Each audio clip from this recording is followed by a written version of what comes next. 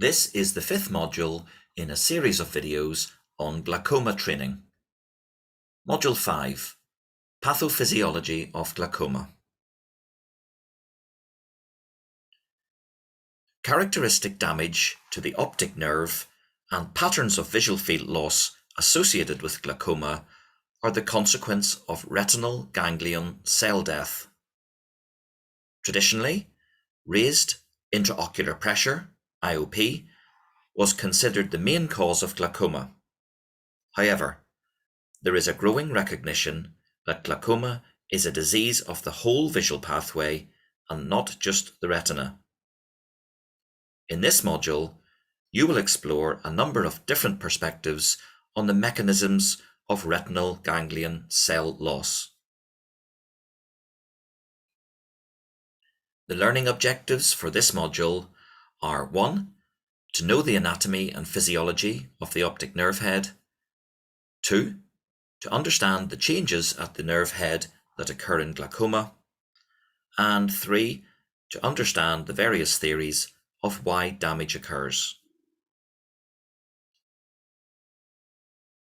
In modern medicine, glaucoma is a collective term used for a group of neurodegenerative processes affecting the entire visual pathway, characterized by progressive, irreversible destruction and death of retinal ganglion cells.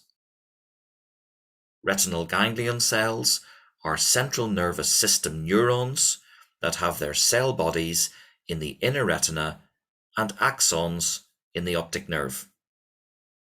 Degeneration of these nerves results in a characteristic cupping of the optic disc and visual loss.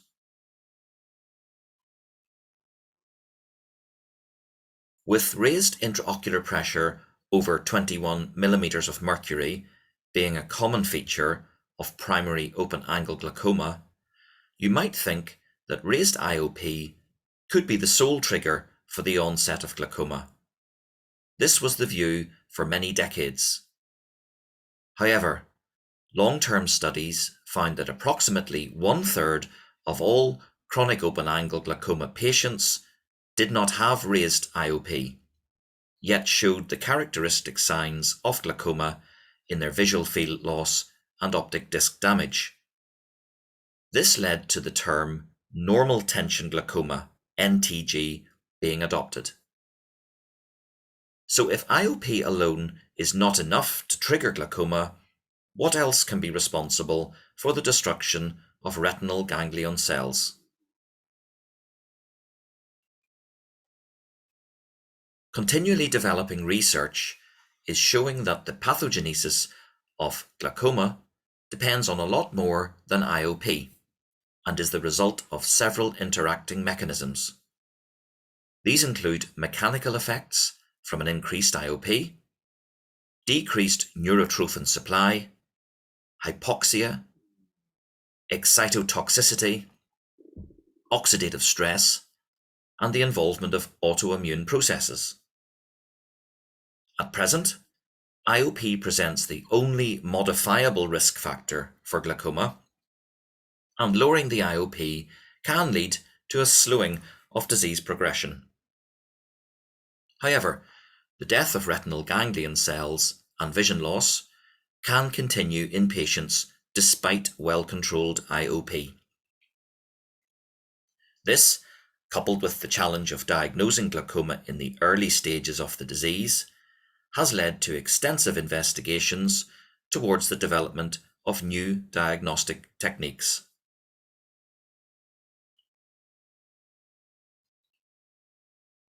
Ganglion cells in the retina transmit the neural signal from photoreceptor cells. Each ganglion cell has a single axon, which turns to run parallel to the inner surface of the retina and forms part of the nerve fiber layer. Within the retina, the nerve fibers are generally unmyelinated. At the optic disc, the retinal nerve fibers turn at a right angle and exit the eye through the lamina cribrosa, forming into the optic nerve. The nerve fiber layer is thickest at the margins of the optic disc where all the fibres accumulate. This is a diagram showing the location of retinal ganglion cells within the 10-layer structure of the retina. Each ganglion cell has a single axon running along the inner surface of the retina.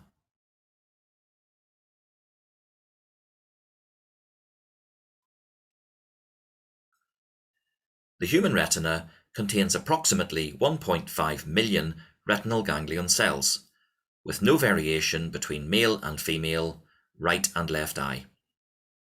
The number of nerve fibres decreases significantly throughout your life.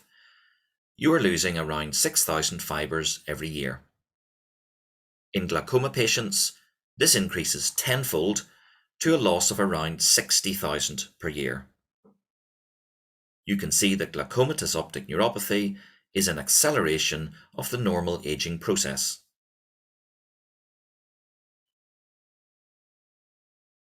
This is a diagram showing the natural decline of nerve fibres with age and the increased decline with the onset of glaucoma in a patient at the age of 60.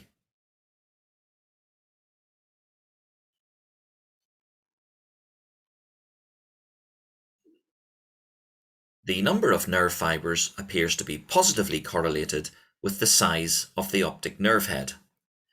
Larger discs have more fibres than smaller discs. Smaller discs may demonstrate optic nerve head crowding. The relationship between nerve fibre count and disc area points to a higher anatomic reserve capacity in eyes with large optic nerve heads compared to eyes with small optic discs, which can have prognostic value for patients with progressive optic neuropathies such as glaucoma.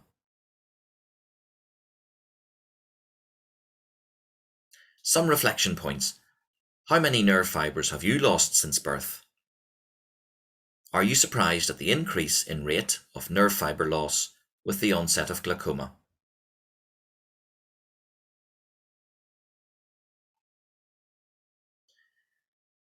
So, anatomy and physiology. The optic disc, or optic nerve head, consists of 4 layers: the surface nerve fibre layer, the prelaminar region, the lamina cribrosa region, and the retrolaminar region. These are detailed in the diagram on the next slide, which shows a cross-section of the anatomy of the optic nerve and its entrance into the eye.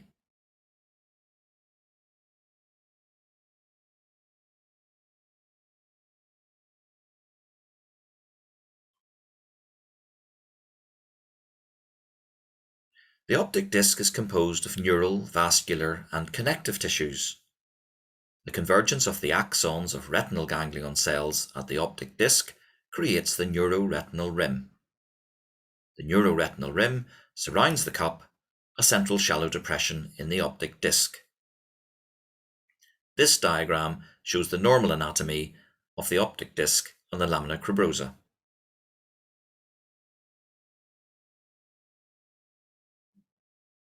Glaucomatous optic neuropathy involves damage and remodeling of the optic disc tissues and lamina cribrosa, leading to vision loss. This diagram shows glaucomatous anatomy of the optic disc and lamina cribrosa.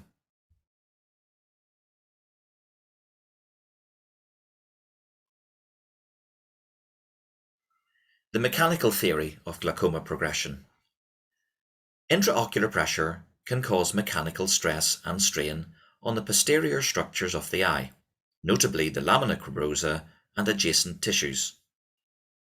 This can result in compression, deformation, and remodeling of the lamina cribrosa with subsequent mechanical axonal damage and disruption of axonal transport. This damage interrupts delivery of essential nutrients to retinal ganglion cells, resulting in retinal ganglion cell death. Some problems with the mechanical theory. Criticisms of the mechanical theory of glaucoma progression include a lack of correlation between IOP and visual field loss in some patient subsets. For example, racial differences in glaucoma incidents are reported despite similar IOP profiles. In addition, a gender disparity in the prevalence of normal tension glaucoma is observed despite similar IOP profiles. A possible explanation for these observations could be related to biomechanical structure of tissues at the site of the sclera and optic nerve head. Variations in the biomechanical properties of these tissues may contribute to the variance in susceptibility to IOP, induced deformation of these tissues, and glaucomatous visual field loss.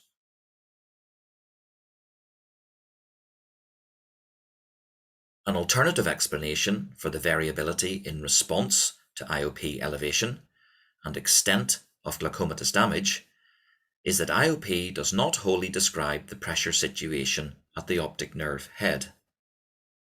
The change in IOP relative to orbital cerebral spinal fluid pressure, CSFP, and or the so-called translamina cribrosa pressure difference, TLPD, has been suggested as providing a more accurate description of the pressure situation at the optic nerve head.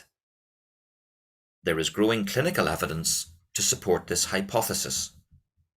It may also explain the increased incidence of glaucoma in patients with a history of migraine, as elevated CSFP is associated with this condition. A recent literature review and meta-analysis revealed that CSFP is elevated in glaucoma patients compared to healthy subjects, and TLPD is related to changes in optic disc structure in patients with primary open-angle glaucoma.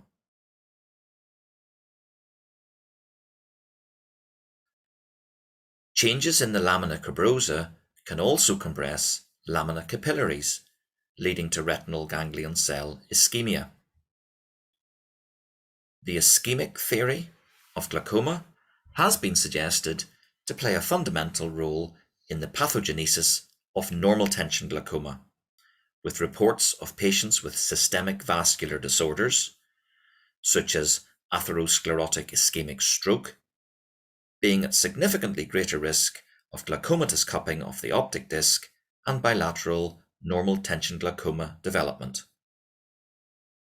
Reduced ocular blood flow can result in retinal ganglion cell loss via induction of a recurrent mild ischemic injury. These stresses act to impede mitochondrial function, the effects of which are most pronounced at the site of unmyelinated axons at the optic nerve head.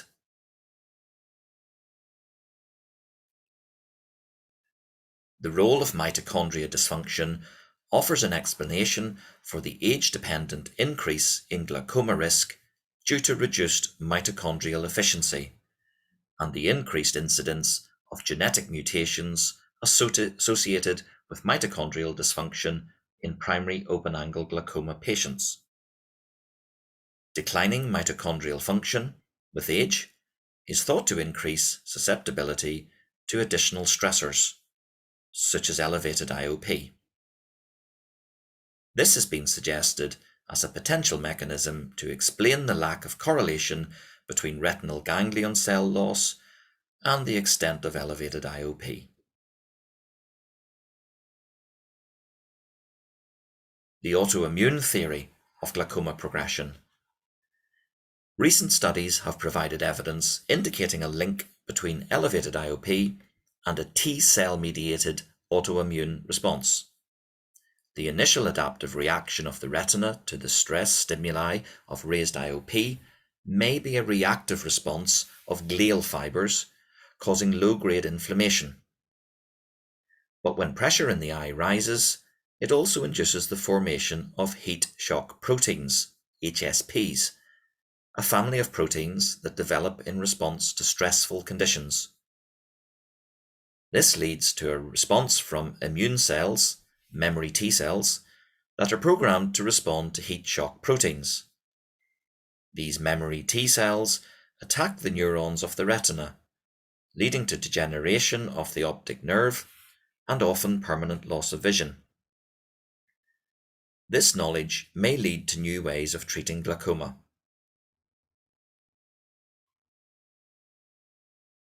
So in summary, you can see that according to current knowledge, a sole trigger for glaucoma can be excluded, but that controlling IOP at present offers the best chance of minimizing damage at the optic nerve head. At the lamina cribrosa, retinal ganglion cells are at their most vulnerable. It is the most likely location at which induced stress triggers the activation of one or more of the self-destruct pathways affecting retinal ganglion cells. The growing recognition that glaucoma is a disease of the whole visual pathway and not just the retina has led to an expansion of research programs seeking a better understanding of the mechanisms underlying retinal ganglion cell loss. The long-term goal is that new therapeutic interventions to slow or prevent glaucomatous degeneration can be discovered. Innovative techniques may also be developed to permit diagnosis of the disease before the onset of visual field defects.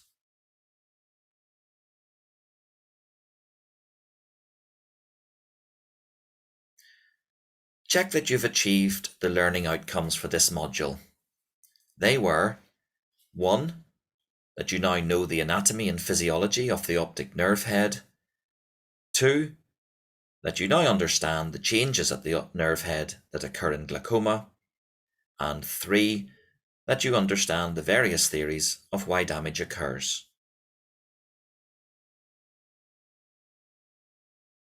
If you have any questions, make sure you have them answered.